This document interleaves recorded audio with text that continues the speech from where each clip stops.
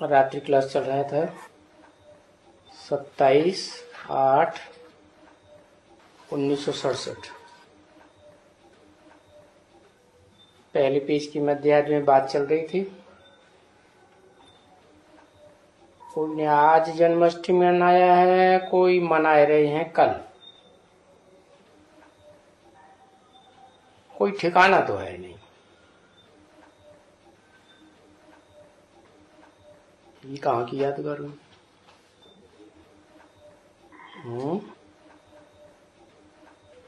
जो आज मनाए रहे हैं तो कोई कल मनाने वाले हैं। अब आज जो मनाए रहे हैं माने पहले मनाए रहे हैं, उनको पहले जानकारी मिली होगी है जन्माष्टमी की, जन्म की। और जो कल मनाए रहे हैं उनको बाद में पता चला होगा तो वो कल मना। कोई ठिकाना तो है नहीं। लोग माने कल भी नहीं, कोई हो सकते है और बाद में उनको पता चले। तो जब पता चलेगा तब खुशी मनाएंगे। और अपन को तो कोई जन्माष्टमी मनाना ही नहीं है।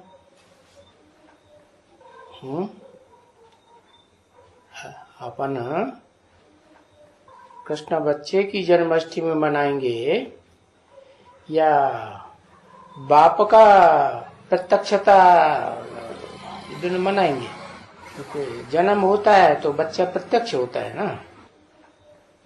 और हमको दो का तो मनाना ही नहीं, हमको तो एक का ही जन्म मनाना है। तो एक की याद रहेगी। क्योंकि जब समझते हैं और लिखते हैं कि जन्म तो शिव का हीरे जैसा है और बाकी तो सबका कौड़ी जैसा जन्म है। ये कौड़ी और हीरे से क्यों तुलना कर दी? कौड़ी में रोशनी नहीं होती है, अंदर अंधेरा होता है। और हीरे में चमक होती है, रोशनी होती है ज्ञान की रोशनी की बात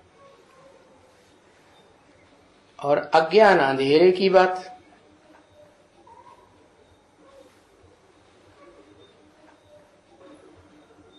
तो शिव का हीरे जैसा जन्म कैसे?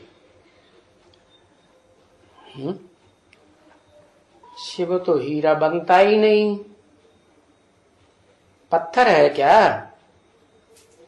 और हीरा तो पत्थर होता है।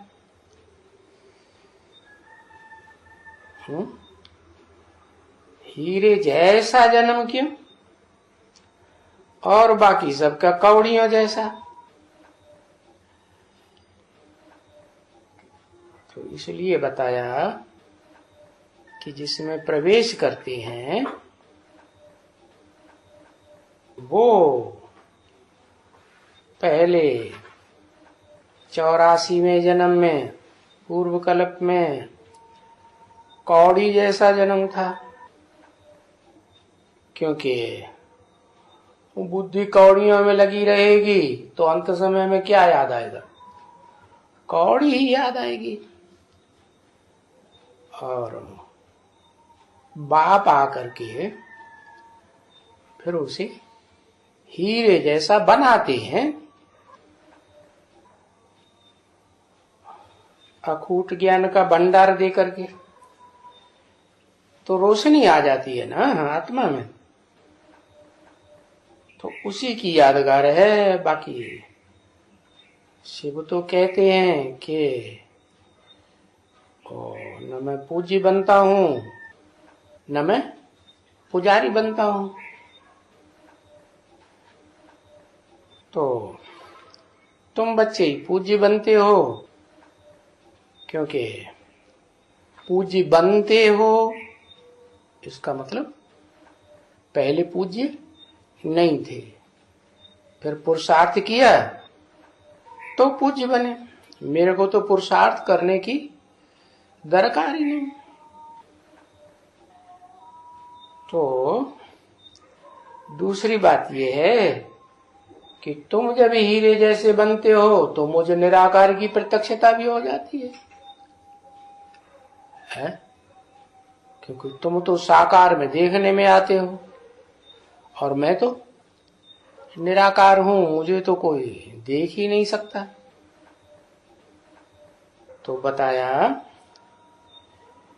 कि हीरे जैसा जन्म इसलिए कहा जाता है कि तुम याद का पुरुषार्थ करते करते शिव समान निराकारी स्टेज धारण कर लेते हो। इसलिए भक्ति मार्ग में वो कृष्ण को बताई दिया है। लेकिन यादगार तो कृष्ण संगम युगी की है, लेकिन कल पूर्व की यादगार है, जबकि दुनिया का विनाश हो चुका था। तो विनाश के कारण इतना बड़ा एक्सीडेंट हो गया, दुनिया का सबसे बड़े से बड़ा, तो किसी को याद नहीं है पूर्व कल्प की बात। इसलिए उन्होंने सतयुग के पहले जन्म के कृष्ण की बात लिख दी। तो सतयुग का कृष्ण तो वो तो सतयुग में सुख भोगेगा या नहीं भोगेगा? और संगम युगी कृष्ण तो निराकारी स्टेज धारण कर लेता है। तो निराकार आत्मा सुख भोगती है या साकार शरीर धारण करके सुख भोगती है? निराकार सुख भोगता ही नहीं। जैसे शिव सुख नहीं भोगता, दुख भी नहीं भोगता, ऐसे ही निराकार आत्मा भी नंबर 1 है ना पुरुषार्थ करने वाली। तो जो अव्वल नंबर पुरुषार्थ करती है निराकारी बनने का, वो सुख दुख से परे हो जाती है। और जो सतयुग में प्रिंस जन्म लेगा, वो भी तो यही उसने प्रारब्ध पाई होगी। कहाँ? संगम युग में। तो वो जन्म तो लेता है, परंतु जन्म माने प्रत्यक्ष होने के बाद वो कोई सुख दुख से परे थोड़ा ही होता है? सुख तो लेगा ना। सत्य युग है तो सुख का युग है। सत्य से ही सुख होता है, रजोगुण से तमोगुण से दुख होता है। तो अभी बताओ, फिर हम ये कृष्ण का कैसे मना सकते हैं? जब वो खुद कहते हैं कि कृष्ण का जन्म कौड़ी जैसा और शिव का ही जन्म हीरे जैसा है, क्योंकि सारी दुनिया को ज्ञान की रोशनी देता है।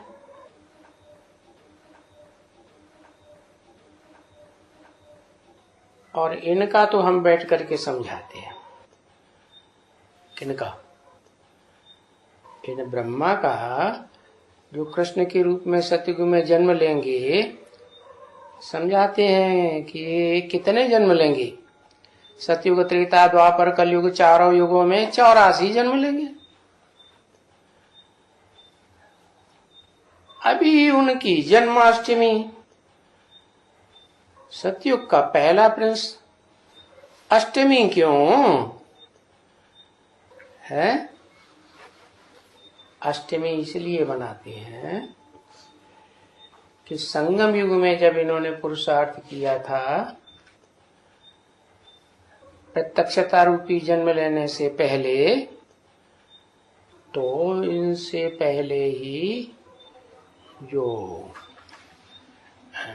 कम कला वाले नारायण हैं, जो द्वापर युग से दूसरे धर्मों में कमजोर होने के कारण, कम कला वाले होने के कारण कन्वर्ट होते हैं, उन्होंने ज्ञान उतना नहीं उठाया मन मत ज्यादा चलाई या मनुष्य मत पर चले तो वो राक्षसी आत्माएं बनती है। और राक्षसी आत्माएं तो बता दिया कहाँ होंगी। कहते हैं ब्रह्मा का दिन और ब्रह्मा की रात, तो जरूर इस सृष्टि में सत्युगत रहता है ब्रह्मा का दिन, जहां सुख की दुनिया है, और द्वापर कलयुग है ब्रह्मा की रात। तो जहां रात होती है, अंधकार होता है, जरूर संगम युग में ब्रह्मा की आत्मा भी अंधकार में रही होगी ना।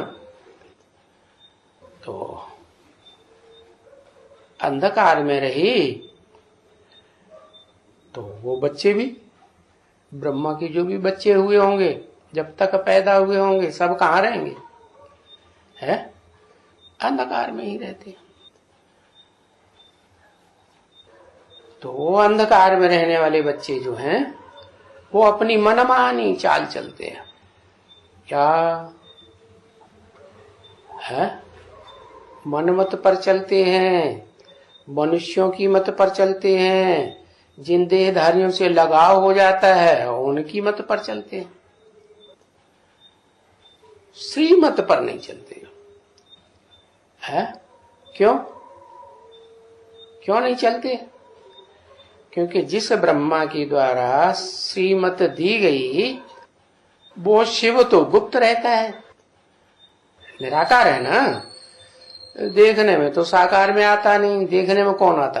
ब्रह्मा, जिसे ज्ञान चंद्रमा कहा जाता है। तो वो ज्ञान चंद्रमा उस समय अधूरा हुआ या संपूर्ण हुआ?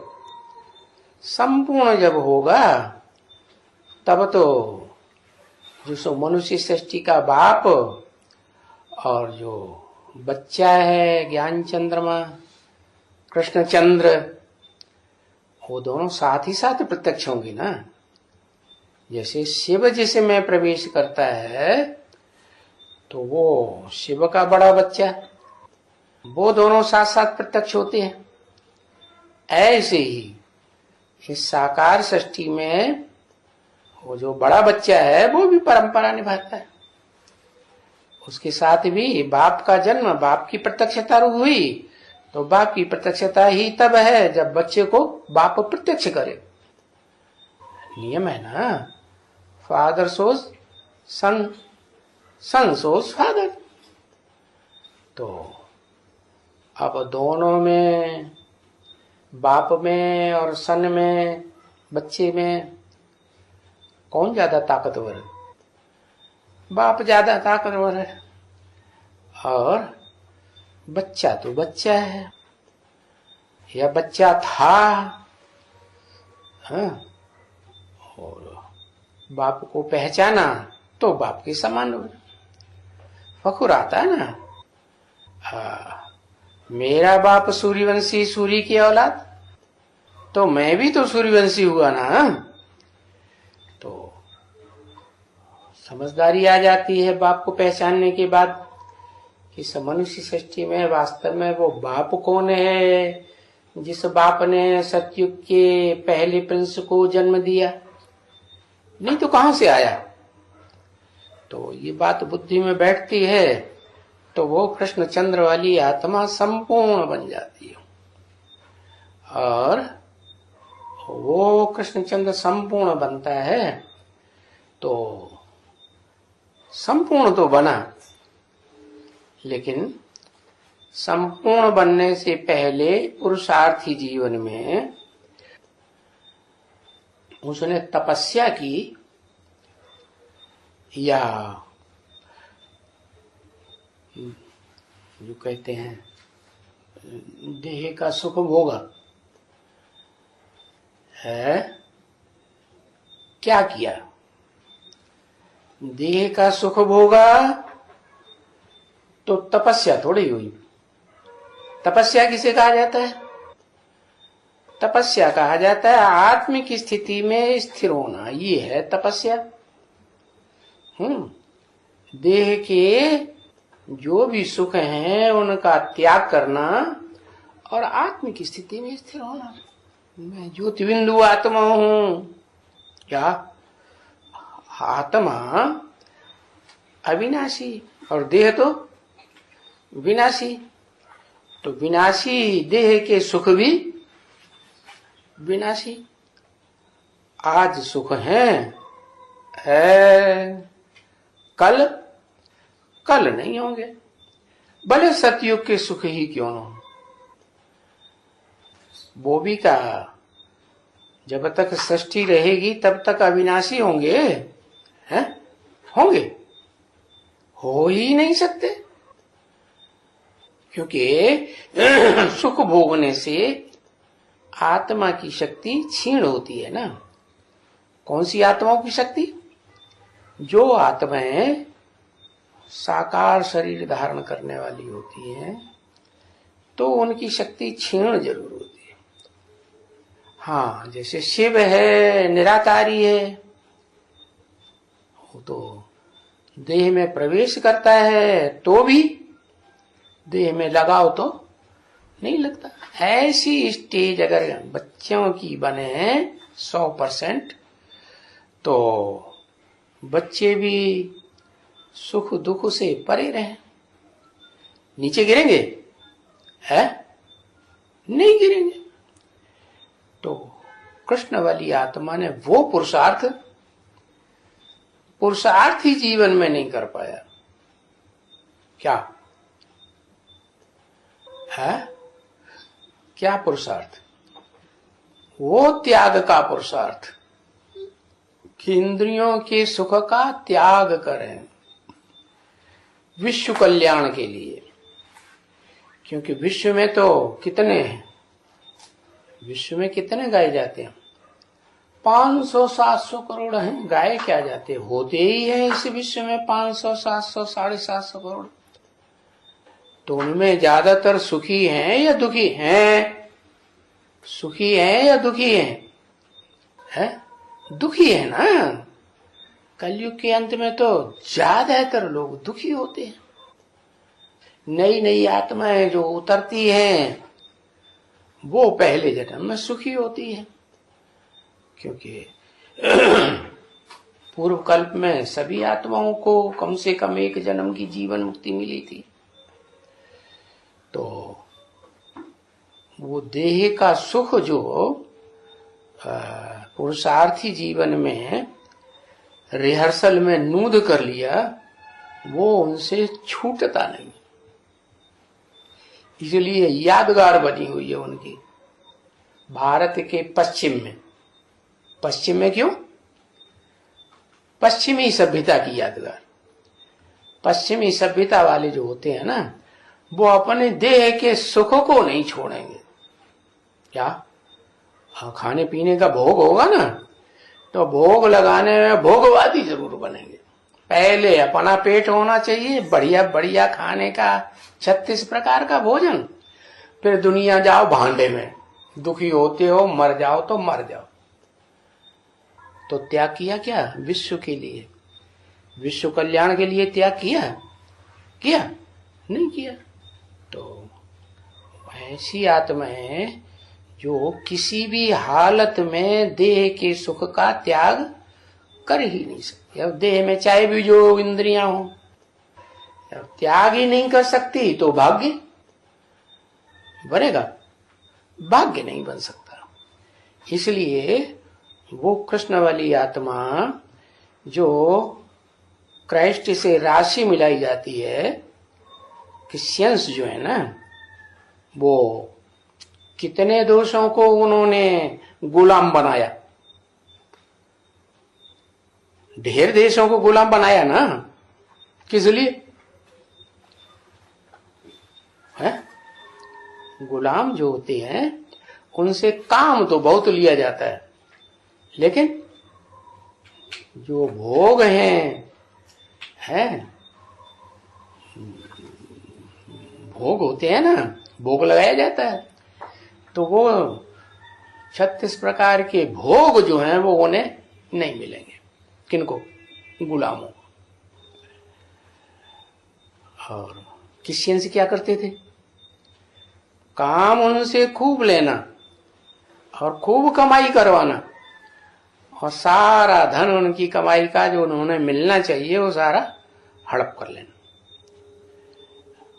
खुद बढ़िया बढ़िया पहनना, खाना, रहना, और वो उनको झोपड़ी भी मिले या न मिले। तो भोगवादी आत्माएं हुई ना। कौन? कृष्ण उर्फ दादा लेखराज ब्रह्मा को फॉलो करने वाली वो भोगवादी आत्माएं जो हैं, उनमें ये संस्कार पड़ जाते हैं स्वार्थ के। क्या? अपने रथ को पहले पोषण करेंगे और दूसरे का ध्यान उतना नहीं देंगे। तो बताया कि वो आत्मा में जो भोगवादी संस्कार हैं, इस सृष्टि में अव्वल नंबर के हैं, 500-700 करोड़ में सबसे ज्यादा हैं या कम है? सबसे ज्यादा। और उस भोगवादिता की पूर्ति के लिए छल छिद्र कपट करना पड़े तो भी करती है। नहीं तो आज की दुनिया में कोई बताए, कलयुग के अंत में कोई सच्चाई से अगर धंधा करेगा तो क्या करोड़पति बन सकता है? अरबपति बन ही नहीं सकता। ब्रह्मा बाबा का भागीदार था, वो भी हीरे का दुकान रखे था, वो क्यों गरीब हो गया? अरे, और दादा लेखराज सिंध हैदराबाद में शोहरत पा गए, इंडिया में भी इतनी शोहरत पा गए कि आज जो बड़े बड़े शहर हैं, हीरे सोने चांदी के व्यापारी की दुकानें हैं ना, उनमें आज भी लिखा रहता है दादा लखीरेज की दुकान, लखीराज की दुकान। इतनी प्रसिद्ध, इतने बड़े जौहरी। राजघरानों में भी जाते थे, राजघरानों में बुलाया जाता था उनको। तो इतनी शोहरत कैसे मिल गई? इतना बड़ा हीरों का धनाढ्य व्यापारी कैसे बन गया है? हाँ, रत्नों का दिखावा ज्यादा किया। क्या? रतन भले कम कीमत का है, लेकिन डिब्बी फर्स्ट क्लास दिखाएंगे, है? तो ऐसा है, दिखावा बहुत। तो क्रिश्चियंस ने किससे फॉलो किया है? दादा लेखराज से संगम युग में फॉलो किया कि स्वार्थी ज्यादा बनते हैं और स्वार्थ के कारण अपना भाग्य उतना नहीं बना सकते जो विश्व के मालिक बने। तो बताया कि जो इनका बैठ करके हम समझाते हैं कि कृष्ण तो 84 जन्म लेते हैं और दुनिया वाले तो भारतवर्ष में तो कृष्ण को भगवान मानते हैं। तो उन भक्तों को बड़ा गुस्सा आता है, कृष्ण को हमारे भगवान को 84 जन्म के चक्कर में डाल दिया है। अभी उनकी जन्माष्टमी के 8वां नंबर जन्म हुआ। अरे सतयुग में कहाँ 8 नंबर के बच्चे पैदा होते हैं, है वहां तो एक बच्चा एक बच्ची।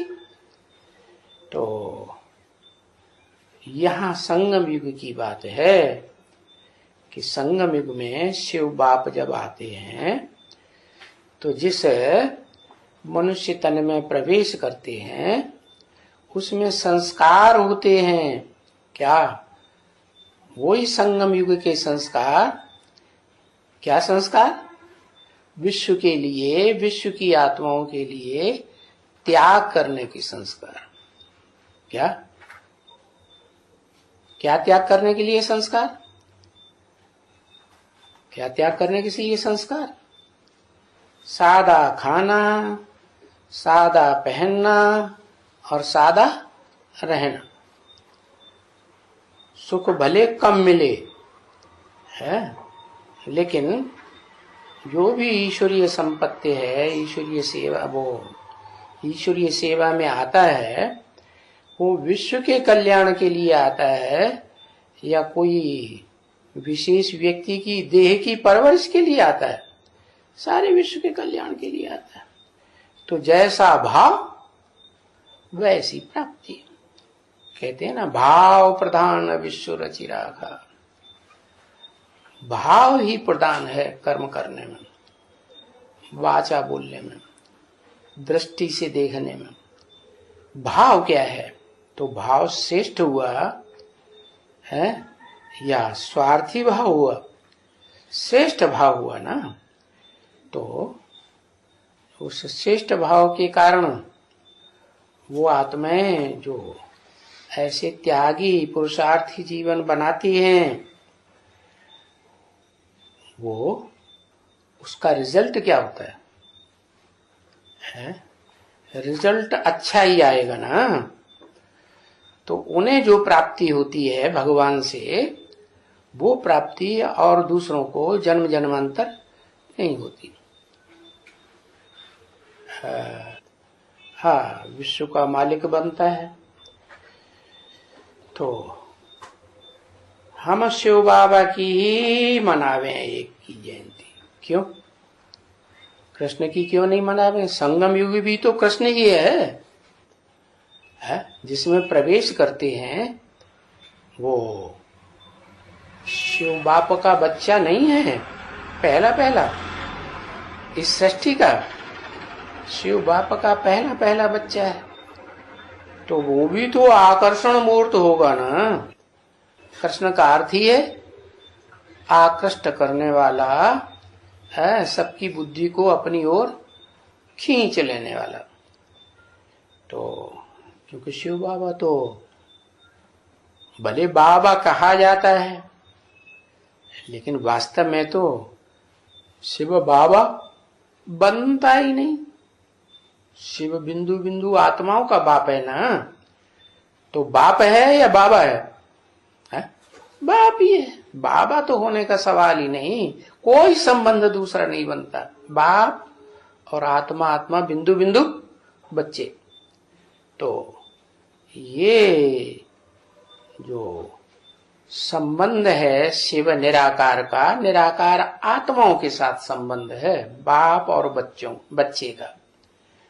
बच्चे भी नहीं, जब साकार तन में आते हैं तो फिर शिव बाबा के बच्चे भी हैं और शिव बाबा की बच्चियां भी। तो बताया हम जन्माष्टमी किसकी मनावे, जन्मदिन किसका मनावे जो हमें याद रहे। क्यों मनाया जाता है जन्मदिन? कोई होकर गया है तो उसकी याद के लिए जन्मदिन मनाते हैं ना, कि भूलने के लिए मनाते हैं? जन्मदिन किस लिए मनाते हैं? हाँ, कोई हुआ है, अच्छा काम करके गया है, तो उसकी जन्मदिन मनाना चाहिए। अब जिस कृष्ण की सतयुग में, वो सतयुग वाले कृष्ण की 16 कला संपूर्ण की जन्माष्टमी मनाते हैं दुनिया वाले, भक्ति मार्ग वाले, उसने तो क्या कल्याण किया विश्व का? है? विश्व का कल्याण कहाँ किया? वो तो त्यागी जीवन जिया ही नहीं है, स्वार्थी जीवन जिया। तो उनका क्यों मनावे? उस फर्स्ट प्रिंस सतयुग के, जिसको लोग समझते हैं कि ये इस सृष्टि चक्र में चारों सीन में पहला पहला प्रिंस है जो नारायण बनता है। अरे नारायण बनता है, वो ही नारायण जो है जैसा कर्म करेगा, जैसा उसका कंसंट्रेशन बनेगा सबके दिमाग में, वैसे ही सब बनेंगे। तो सारी दुनिया क्या बन गई फिर? द्वापर के बाद स्वार्थ ही बन जाती है। जो धर्म पिताएं आते हैं वो भी क्या बन जाते हैं? सुख लेने वाले बनते हैं। अच्छा, उस जन्म में नहीं, जब आते हैं, लेकिन संग के रंग से जिनमें प्रवेश किया, जिस परिवार में वो रहकर के पार्ट बजाते हैं, तो संग का रंग लगेगा कि नहीं? हो ऐसे रजो प्रधान तमो प्रधान हो जाते हैं। तो इनका तो हम बैठ करके समझाते हैं कि ये 84 जन्म लेते हैं, खुद भी नीचे गिरते हैं और दूसरों को भी नीचे गिराने के निमित्त बन जाते हैं। अभी उनकी जन्माष्टमी मनाते हैं लोग। वास्तव में मनाना चाहिए उस एक की जो सारे विश्व का कल्याण करने वाला है। तो हम शिव बाबा की ही मनावे, ये क्यों नहीं कहा शिव बाप की मनावे?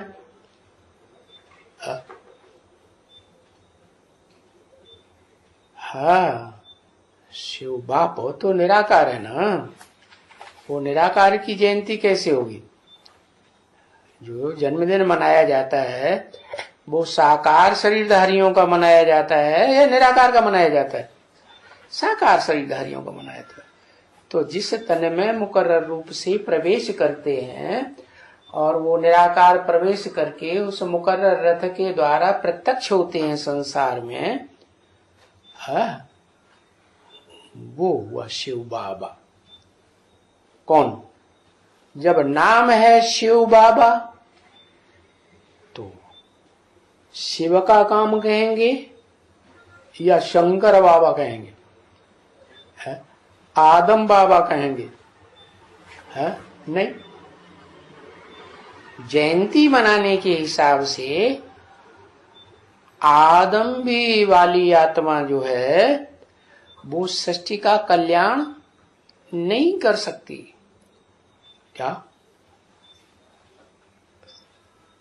कलयुग के अंत में इस सृष्टि में अज्ञान अंधेरे में आ जाती है कि रोशनी में रहती है? अज्ञान अंधेरे में आ जाती है। तो एक ही शिव बाबा की जन्मदिन मनावे, नहीं अगर मनाते हैं एक का, तो क्या होगा रिजल्ट? क्या रिजल्ट होगा? सब विभिचारी बन जाएंगे। विभिचारी बनेंगे तो पतित बनेंगे, क्योंकि याद जन्मदिन पर करते हैं, जिसका जन्मदिन मनाते हैं उसका याद करते हैं ना। तो कृष्ण को याद करेंगे तो क्या होगा? नीचे गिरेंगे। और शिव को याद करेंगे, शिव बाबा बाबा है तो जरूर साकार तन के द्वारा बाबा है ना? नहीं, सभी संबंध हैं, लेकिन मुख्य संबंध जिससे वर्षा मिलता है, बाप से भी वर्षा मिले या न मिले, कान पकड़ के घर से बाहर निकाल दे, लेकिन बाबा का वर्षा तो जरूर मिलता है। तो वो शिव बाबा का वर्षा जो है वो सारी दुनिया की हर मनुष्य आत्मा को मुक्ति और जीवन मुक्ति का वर्षा मिलता जरूर। तो जिसने सारे विश्व का कल्याण किया उसकी जयंती मनावे ना, एक की मनावे ना। अगर एक की न मनाई और दूसरों की मनाई तो दूसरी आत्माएं सब स्वार्थी बन जाती हैं या परमार्थी बनती है? नहीं, स्वार्थी बनती है। तो सब सारी दुनिया विभिचारी जरूर बनेगी, क्योंकि विभिचारी याद की जन्मदिन पर है, शिव बाबा की याद नहीं की, शिव बाबा को भूल गए तो जरूर नीचे गिरेंगे। तो अगर हम दूसरे को शिव है, दूसरे की जयंती मनावे, दूसरा कौन है? दूसरा कौन?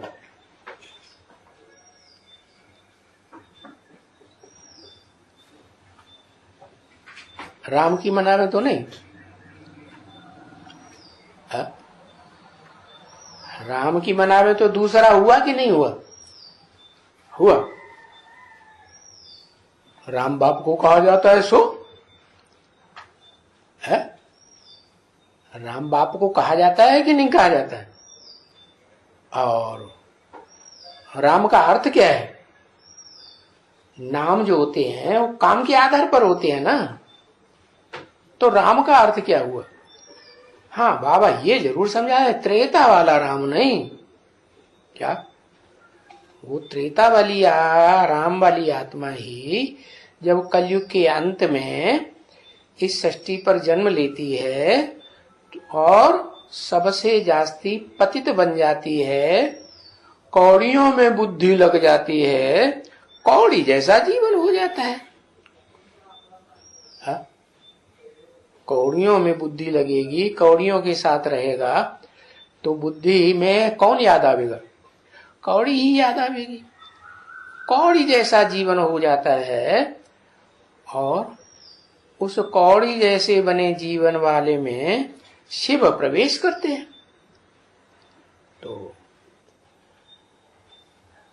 शिव आत्माओं के आदि के रूप को याद करके प्रवेश करते हैं या मध्य में पार्ट बजाने वाले रूप को याद करते हैं या अंतिम तामसी स्वरूप को याद करते हैं? क्या याद करते हैं? आदि वाला स्वरूप याद करते हैं। ये जो सृष्टि जब आदि हुई थी है, तो सृष्टि के आदि में जो मैंने आकर के अतीन्द्रिय सुख का रास्ता बताया था, उस अतीन्द्रिय सुख लेने के पुरुषार्थ में कौन सी आत्मा अव्वल नंबर गई थी? क्या? जो गायन है, मुसलमान भी कहते हैं अल्लाह अव्वल दीन। दुनिया में धर्म तो बहुत हैं, दीन दीन माने धर्म तो बहुत हैं, लेकिन अव्वल नंबर का धर्म अल्लाह आकर के स्थापन करते हैं। कैसा धर्म? जिसमें इंद्रियों के सुख की दरकार ही नहीं रहती। इंद्रियों का सुख तो विनाशी हो जाता है? क्या इस सृष्टि में ही विनाश हो जाता है कि सृष्टि के अंत तक चलता है? अरे इस सृष्टि में जो बीच बीच में जन्म होते हैं, एक ही जन्म में समाप्त हो सकता है। ये कोई जरूरी नहीं कि जो व्यक्ति जीवन जी रहा है उस जीवन में सुखी है तो अंतिम क्षणों में वो सुख में ही शरीर छोड़ेगा। जैसे धर्म पिता हैं, सत्व प्रधान आत्माएं आती हैं सत्यधाम से, है पहले जीवन में है वो सुखी ही रहती है, दुखी रहती है? सुखी रहती है, लेकिन उनकी मृत्यु होती है या नहीं होती है? और वो मृत्यु खुशी खुशी देवताओं जैसी मृत्यु होती है या दुख में होती है?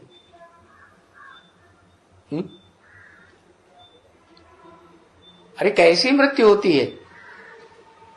रजो प्रधान तमो प्रधान स्टेज में शरीर छोड़ेंगे तो रजो प्रधान तमो प्रधान दुनिया में ही जन्म लेंगे, और सत्व प्रधानता में शरीर छोड़ेंगे तो सुख की दुनिया में ही जन्म लेंगे।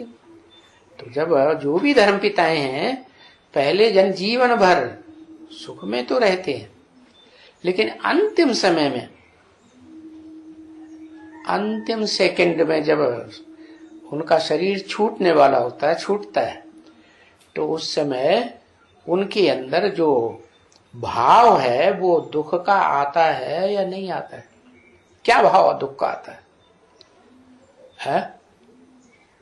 कि जिस तन में हमने प्रवेश किया, जिस तन के द्वारा इतना बड़ा कार्य होता है, मान लो जीसस, तो जिस के स्कंदन में जब चाहे प्रवेश करे, जब चाहे निकल जाए, वो तो सात्विक आत्मा है। लेकिन उसे पता तो रहता है कि जीसस को सूली पे चढ़ाया गया, बड़ा चढ़ाया गया ना, तो जिसको सूली पे चढ़ाया गया उसका प्रवेश करने वाली आत्मा को कुछ तो होगा, है? वो कोई भगवान तो है नहीं, क्या मनुष्य आत्मा है, फिर भी यह भगवान है? भगवान भगवती के बच्चे तो भगवान भगवती ही होते हैं।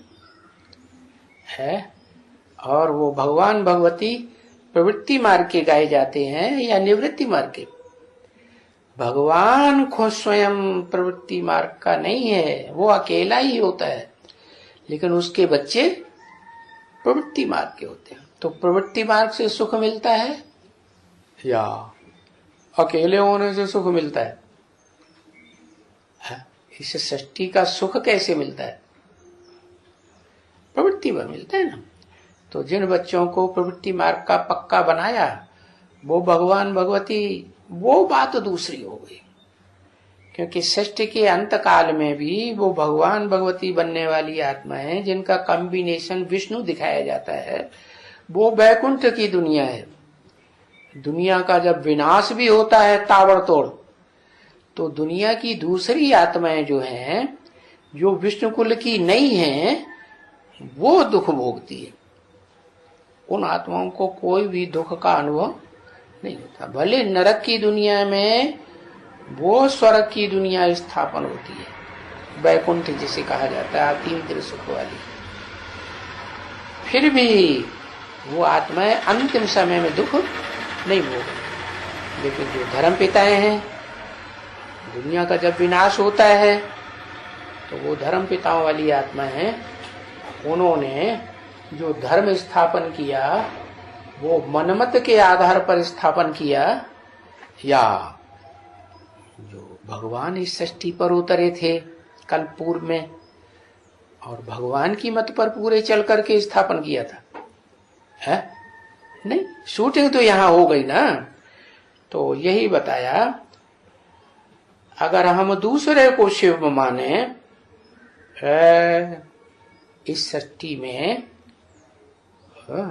चारों युगों में ऊंच ते ऊंच पहला प्रिंस, पहला नारायण गिना जाता है, बाद वाले नारायण तो नीचे।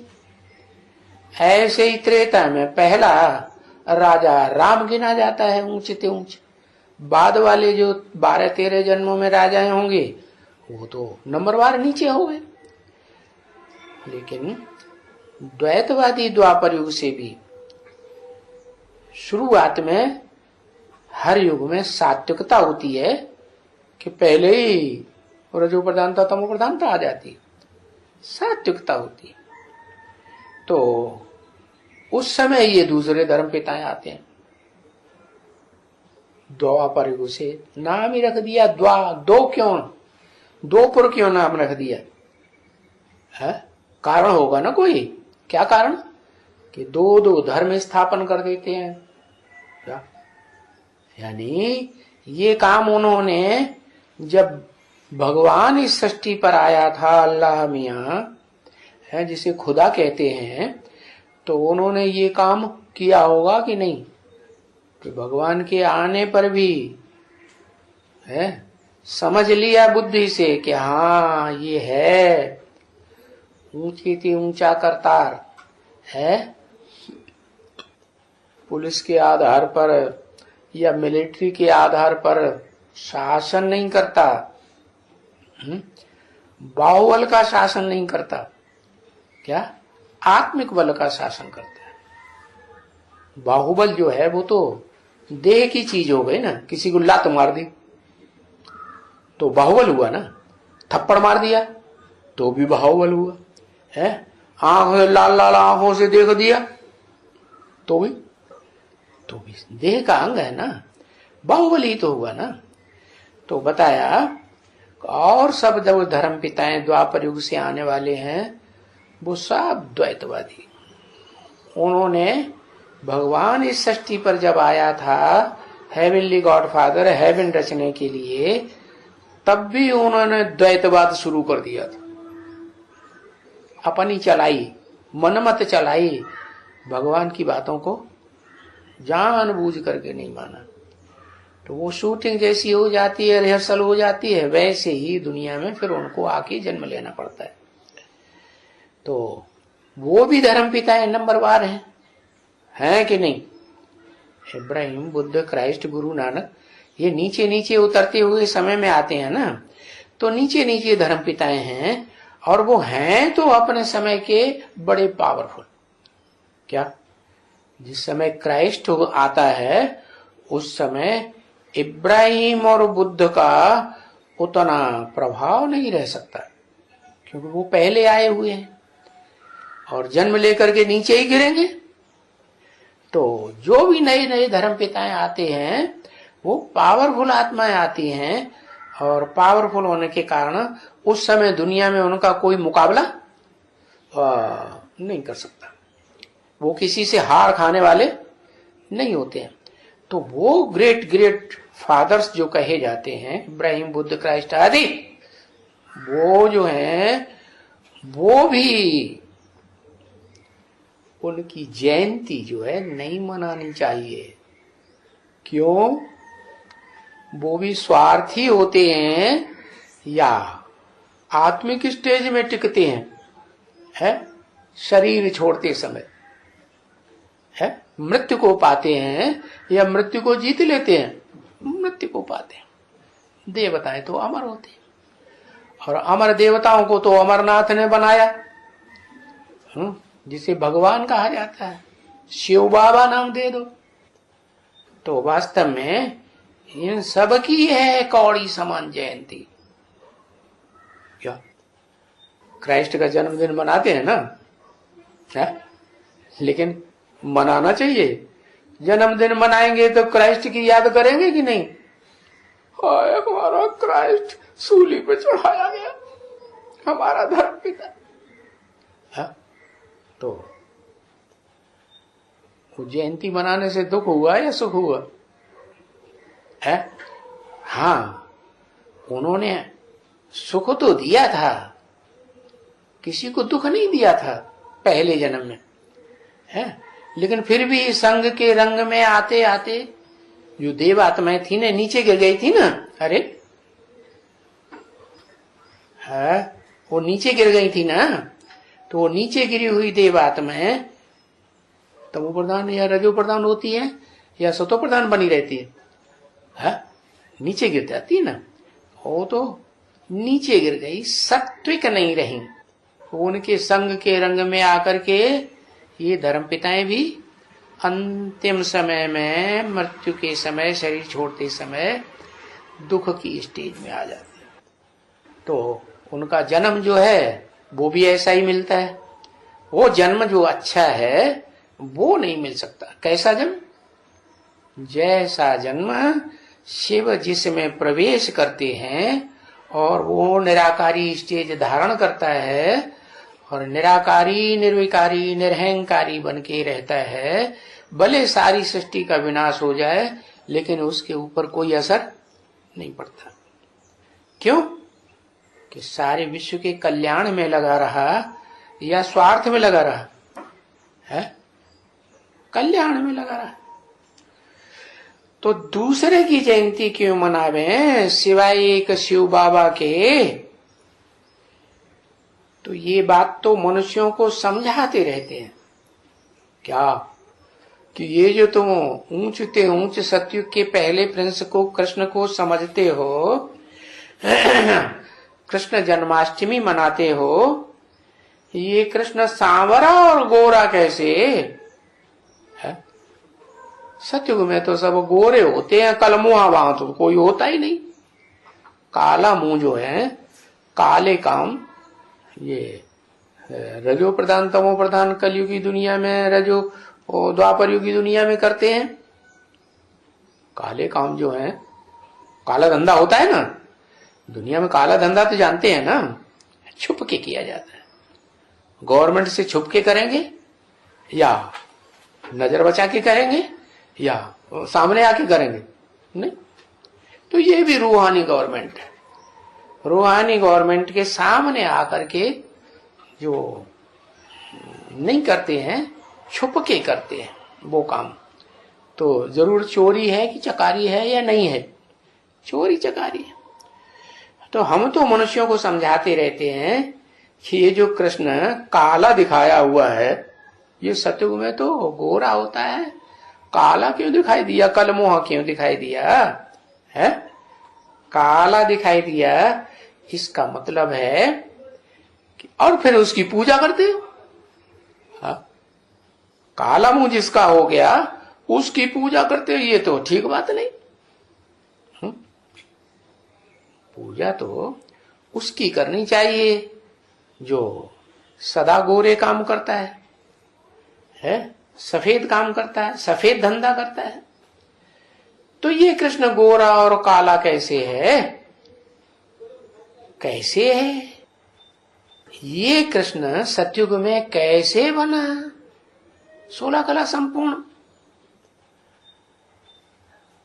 और ये विश्व का प्रिंस बना या नहीं बना सतयुग की कृष्ण को, है टैली कराओ। संगम युग में जो कृष्ण है, जो शिव बाप का बच्चा है, जिसके लिए बाप कहते हैं मैं आता हूं तो बैगर टू प्रिंस बनाता हूं, और सतयुग में जो कृष्ण पैदा हुआ वो बैगर था क्या, नहीं, मैं तो गरीब निवाज हूं ना, है शिव क्या है, शिव गरीबों को आकर के साहूकार बनाता, जो गरीब कलयुग के अंत में बहुत भारी तादाद में दुनिया में दुखी होते हैं उनको आके सुखी बनाता है, या जो बड़े सुखी धनाढ्य होते हैं, बड़ी बड़ी महलमानियों अटारियों वाले यदुवंशी यादव लोग है, काहे में खर्चा करते हैं ज्यादा, अपनी शोहरत बनाने में खर्चा करते हैं। ऐसा ऐसा एटम बम बनाते हैं कि दुनिया डर जाए, अरे बड़ा भारी आदमी है, इसने तो कितना पैसा खर्च कर दिया एटम बम बनाने में। तो अपने मान शान में पैसा खर्च कर सकते हैं, दुनिया का नुकसान पहुंचाने में खर्चा कर सकते हैं, लेकिन दुनिया की जो पब्लिक दुखी हुई पड़ी है उसके दुख को नहीं देखते, उनको आप समान सुखी नहीं बनाते। तो बताया ये टैली करो कि सतयुग का प्रिंस और जो बैगर टू प्रिंस बनता है, और फिर प्रिंस बन के जब बड़ा समझदार हो जाता है तो विश्व का मालिक बन जाता है।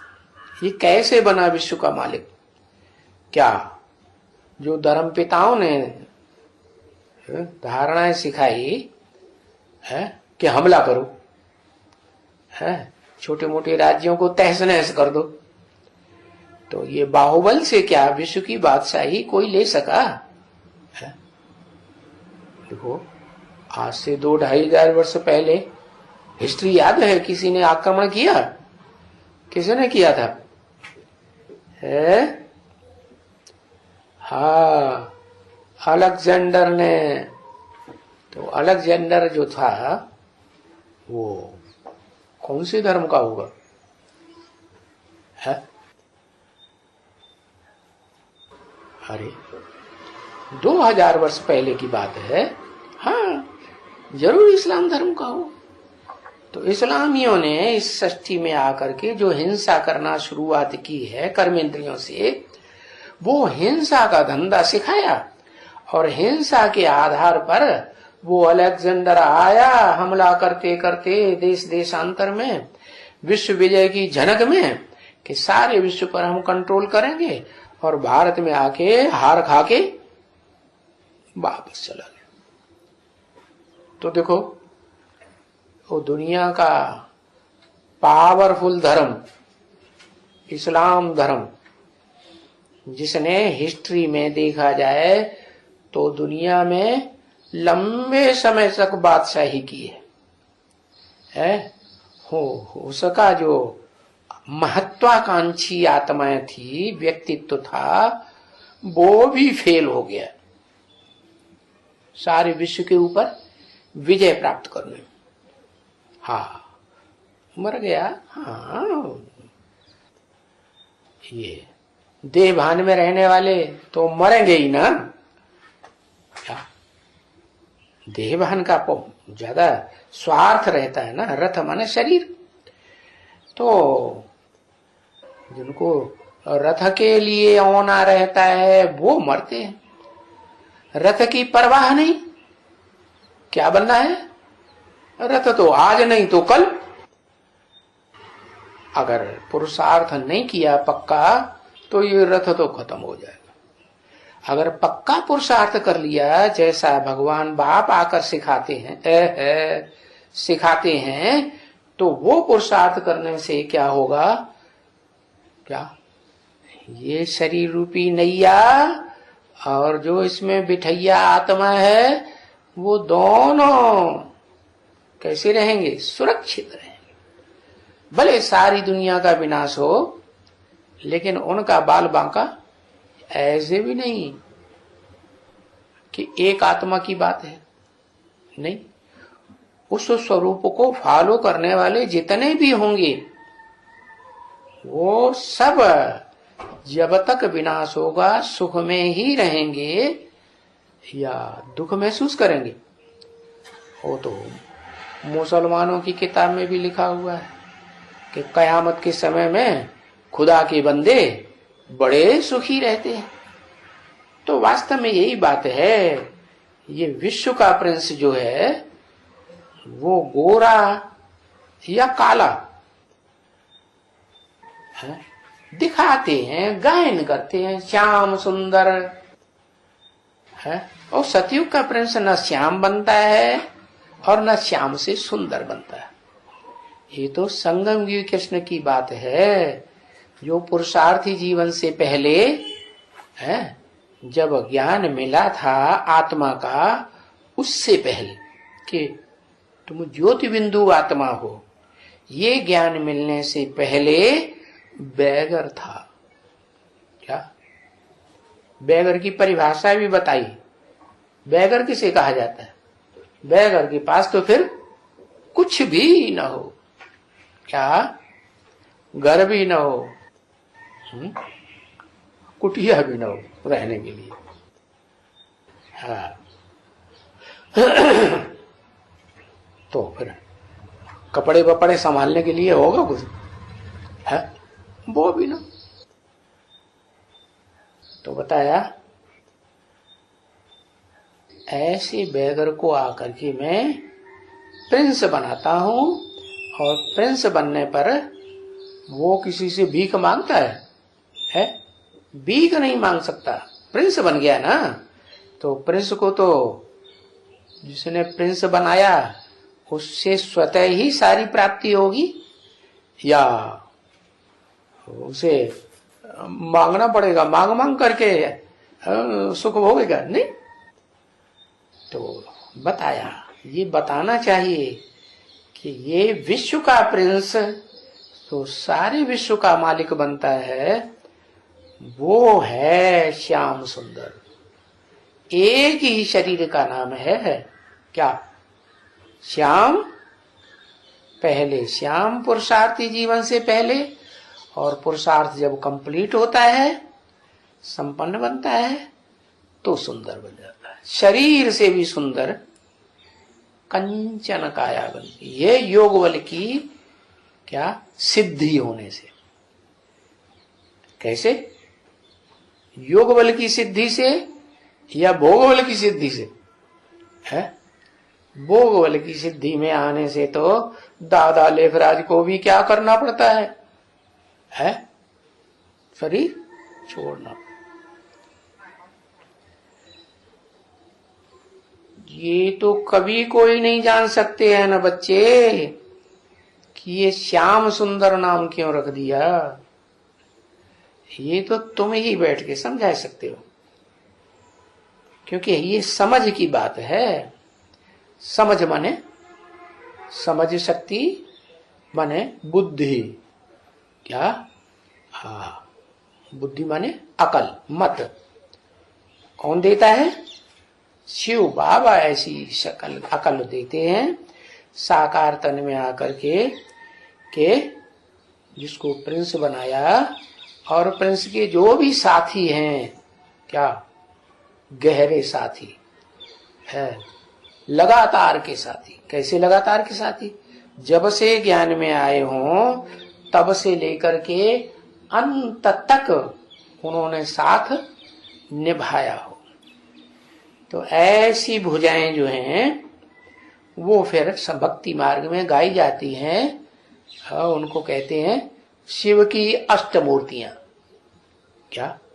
जो ऊंचते ऊंच आत्मा है ना, वो ऊंचते ऊंच आत्मा जब साकार शरीर में प्रवेश करके शिव बाबा बनती है, बाबा कही जाती है, तो उसके जो सहयोगी बनते हैं लगातार, कभी धोखा देने वाले बीच में नहीं।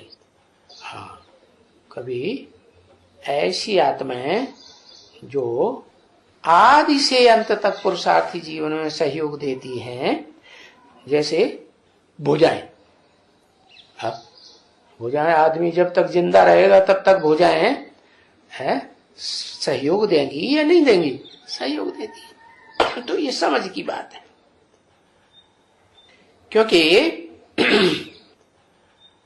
जो सतयुग का प्रिंस है, कृष्ण वाली आत्मा 16 कला संपूर्ण, वो श्याम सुंदर नहीं है, भले फिर भी राजा तो बनता है, नहीं बनता है? अरे राजा तो क्या, महाराजा कहा जाता है? क्या पूरे देश में, पूरी विश्व में उसको क्रॉस करने वाली आत्मा कोई और नहीं होती है, फिर भी राजा तो बना है। कैसे बना है? राजा कैसे बना? कोई युद्ध किया है, पहले लड़ाई, फिर मिलती है राजाई। लड़ाई नहीं की तो राजाई कैसे मिलेगी? तो ये योग बल से राजा बना। किसने सिखाया? ये योग बल किसने सिखाया? किसने? किसने सिखाया योग बल? और किससे योग लगाया?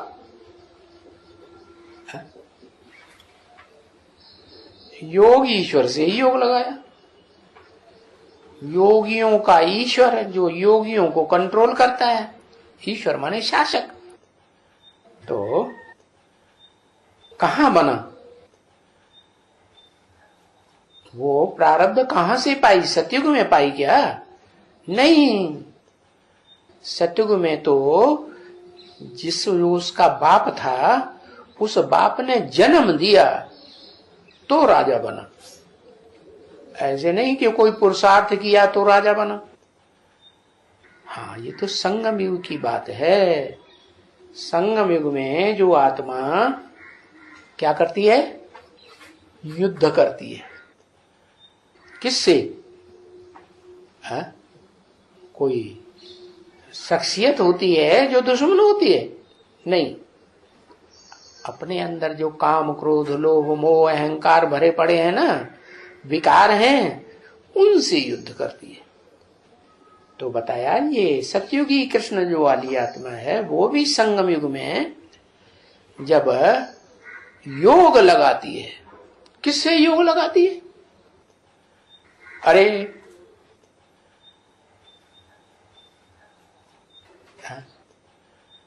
कभी ऊपर कभी नीचे है।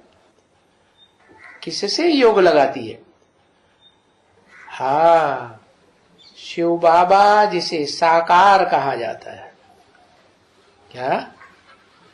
वो साकार शिव बाबा से योग लगाती है। साकार शिव बाबा माने उसमें निराकार आत्मा है या नहीं है? निराकार आत्मा है। और जो निराकार आत्मा है वो राजा बनती है या विश्व का महाराजा बनती है?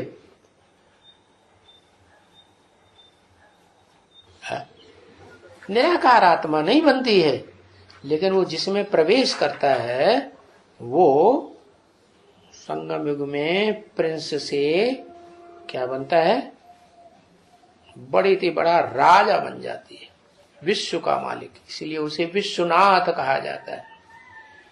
तो वो विश्वनाथ का बच्चा है? सतयुग में तो विश्व होता ही नहीं है। होता है? विश्व धर्म होते हैं? नहीं। विश्व धर्म कहाँ होते हैं? विश्व धर्म तो वास्तव में कलयुग के अंत में विश्व धर्म होते हैं। इसीलिए तो गीता में कहा है, सर्वधर्मान परित्यज्य मामेकं शरणं व्रज। सब धर्मों को त्याग दो, मेरी शरण में आ जाओ। तो सब धर्म कहाँ होते हैं? सब धर्म तो इसी सृष्टि पर होते हैं। क्या? कहाँ? कलयुग के अंत में। ऐसे नहीं कि सतयुग त्रेता में सब धर्म होते हैं, द्वापर में सब धर्म होते हैं। द्वापर में कृष्ण को दिखाई दिया, अरे वहां कहां सब धर्म होते हैं?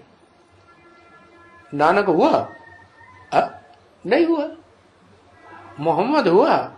नहीं हुआ। शंकराचार्य हुआ? नहीं हुआ। महर्षि दयानंद हुए? वो भी नहीं हुआ। तो सब धर्म कहां होते हैं?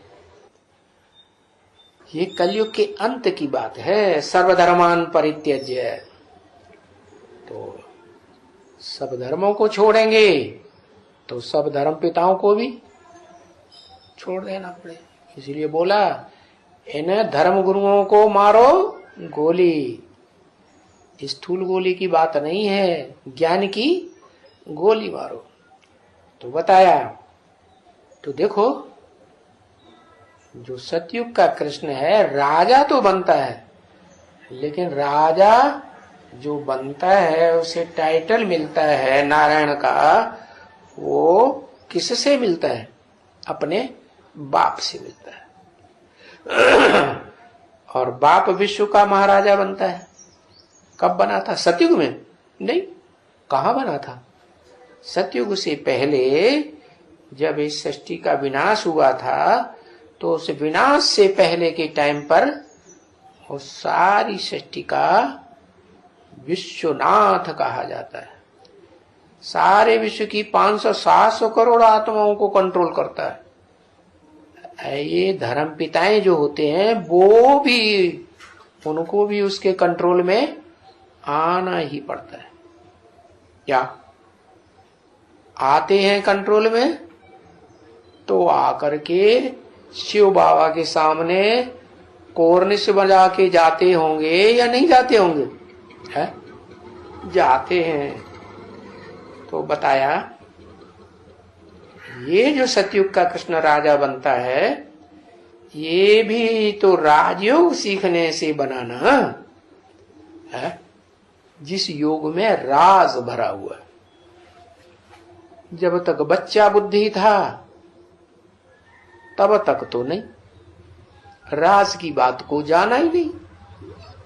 और जब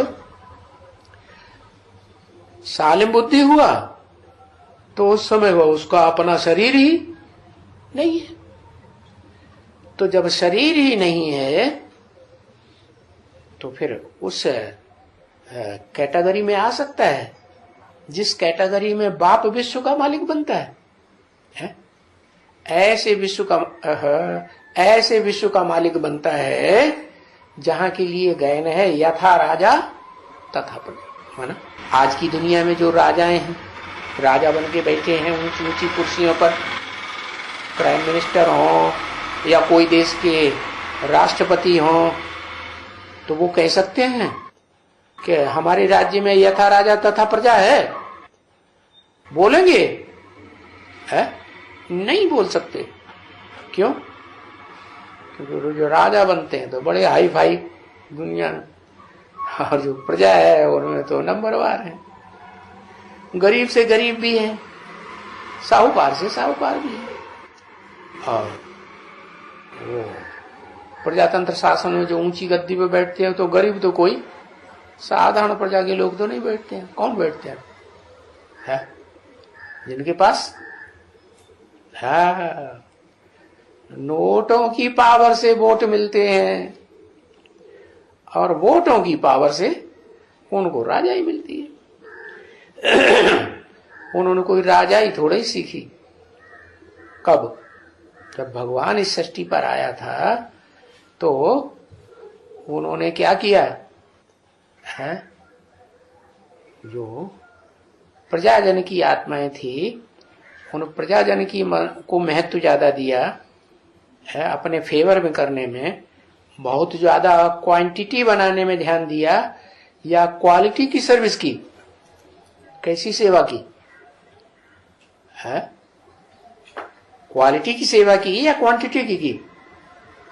अरे हाँ, जनसंख्या बढ़ाई, ढेर के ढेर प्रदर्शनियां, मेले, कॉन्फ्रेंस।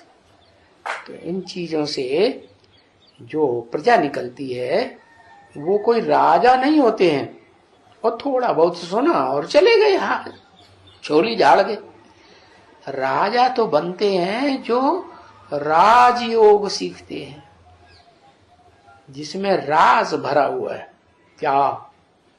कि कर्म इंद्रियों से कर्म भी करो और याद शिव बाप को करो, शिव बाबा को करो।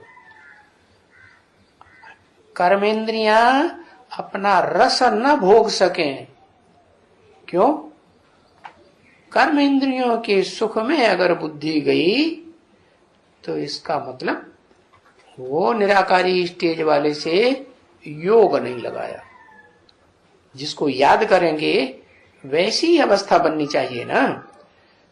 लेकिन जो दादा लेखराज ब्रह्मा है, कृष्ण वाली आत्मा सतयुग में बनती है, बनती तो है राजा, लेकिन जब तक ये बात उनकी बुद्धि में और उनके फॉलोअर्स की बुद्धि में क्लियर होती है क्या कि कर्म योगी बनना है, कर्मेंद्रियों से कर्म करते हुए याद में रहना है, वो बात उनके लिए लागू ही नहीं हो पाती। क्यों नहीं लागू हो पाती?